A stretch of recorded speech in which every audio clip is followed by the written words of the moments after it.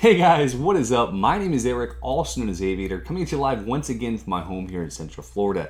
Now today is Tuesday, and this video is a very special one, a Call of Community 2 wrap-up video, including some of the successes of the event and some of the mistakes, things that we could have done better because, well, I'm always learning in these things. I mean, obviously a huge event like Call of Community is a very interesting thing to put together, and this one was no different. 8 hours and 11 minutes, I believe, was the total time. Tons of people coming together. We had over 500,000 live viewers. I mean, it was nuts. It was absolutely nuts, and we're gonna talk all about that. Now, just so you guys know, if you'd rather watch this over some gameplay instead of staring at my face for the next few minutes, don't hesitate to click the link or annotation on that side. Yeah, it's gonna be on that side right there. You can go watch some gameplay commentary style. My face might be on the top corner or something. I haven't decided yet, but however you want to do it, I want to give you guys this information because, like I said before, I'm always learning. I'm really excited about Call of Community. It's something I literally put my whole heart and soul into to make as much of a success as I possibly can.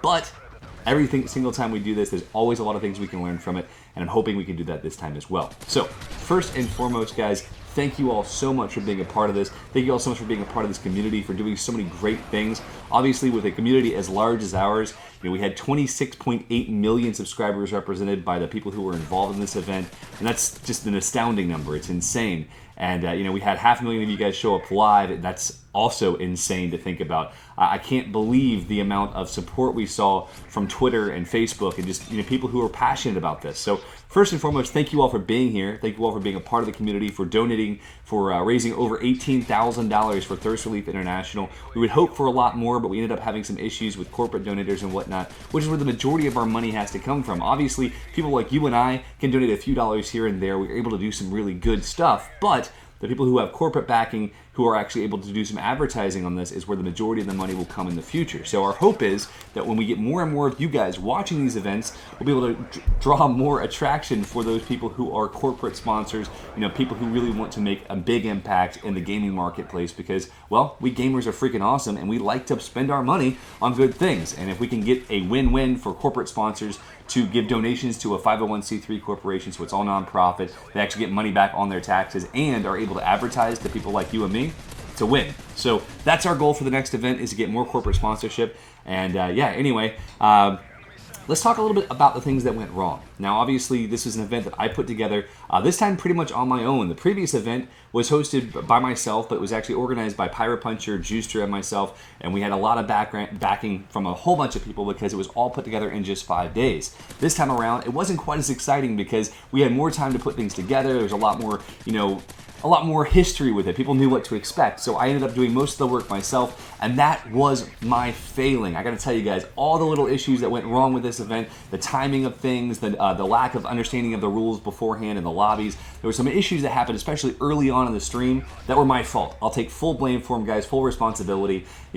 I did all that I could to try to bring 60 plus or 80 plus players together, all the different people involved in the event, all the different sponsors. And then I found out about 2 weeks before the event that I had to stream it myself. I found out the night before the event that I had to do a lot of the shoutcasting. So basically, I let myself get overwhelmed, and I gotta just be frank with you guys, it was too much. So in the next event, I'm doing all that I can right now to bring together a team of either employees or more, people like myself who volunteer. I don't make a penny off these events. It takes about a month of my year each time I'm going to do them, and it's a lot of work to put myself involved in. But already right now, looking to find the right volunteers, people who already have experience either working with the community or working with charity events like this. So working really hard to do that right now.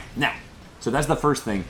Issues like that were definitely problems. The next issue was the website. As you guys know, we had a gorgeous website. You can go check it out yourself, callofcommunity.com. It's a beautiful site. I mean, seriously, it's gorgeous. Big thanks to Merylworks and to Evan Eckert. Big thanks to ReadyUp Servers for hosting it.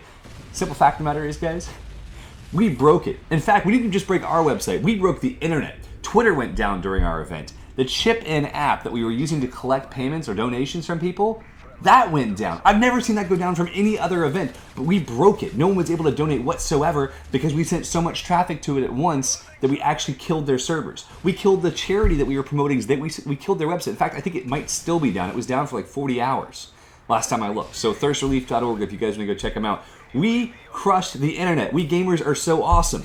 So with that in mind, we were set up, I think, to run 30,000 refreshes instantaneously at once on our website, and that wasn't enough. So we're working right now with other experts to hopefully be able to up that to a couple 100,000 refreshes per second for the next event. So those are a few of the things that went wrong in the event, but let me talk about a few of the things that went right.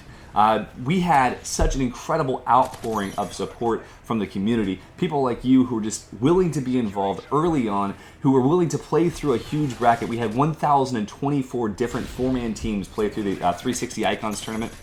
And that was nuts. There was a few issues with it because we ended up having some pro teams that came out to compete as well, and that wasn't quite as fair. So next time around, we're going to probably revisit how we do that, whether it's a raffle or whatnot, where we allow people to maybe donate $1 to be picked at random to be part of a team. I think that might be more fun, but we'll see. There's a lot of different things we can do because we do want to keep the community involvement at its highest peak possible. Now, with that stated, we are also working on a couple of other things for the next event that should be even better. And obviously, it's not going to come up overnight. The next Call of Community event right now is slated for sometime this summer, and we actually are inviting you guys to get involved. So if you want to be involved in Call of Community, you want to play with your favorite YouTubers, or you just want to promote the event, however you want to be involved, there is an application form where we can get all your information and follow up with you on how you can be involved in the future. Just go to callofcommunity.com on the top right-hand corner, which I guess on the screen will be over that side. Yeah, on that side. So top right-hand corner of the screen on the website, you'll find a link that says COC3 sign up. Go check that out because we want to have as much involvement as possible this time around. Now, what I was talking about earlier that we're working on already is making it a multi-platform event. So instead of just being Xbox 360, we're hoping to make it PC, PS3, maybe even the Wii. You know, doing all that we can to bring our whole community together to do some really, really good things. So anyway, guys, obviously with a huge event like this, with the numbers we were able to pull in from all of you guys watching the event, donating to this great cause, you know, we have so many people to thank for this, all the people who were able to come together and give their time, the commentators who really, I mean, guys, these commentators are busy. I mean, really, really busy. The captains themselves, it took me 3 weeks to get in touch with all of them. They're that busy, and that's only 15 people. I mean, it's pretty ridiculous how busy people are. So for them to take 8 hours out of their day to put together an event like this, and many of them worked the whole weekend, you know, basically scrimming with their team, practicing, doing all they could to be at the top of their game. Excuse me, I just hit my microphone. But anyway, it's a great thing. I have to give a huge thanks to each of them. Big, big props to the multiple Scoregasms, Team Martin's team for winning the event. Thank you all so much for raising over $18,000 as of current count right now for Thirst Relief International. We're looking forward to raising a bit more money before we stop it, I think, on February 14th. But yeah, guys, thank you all so much. If you want to donate, please don't hesitate to do so. The link will be in the description, or you can do it right on the website, callofcommunity.com.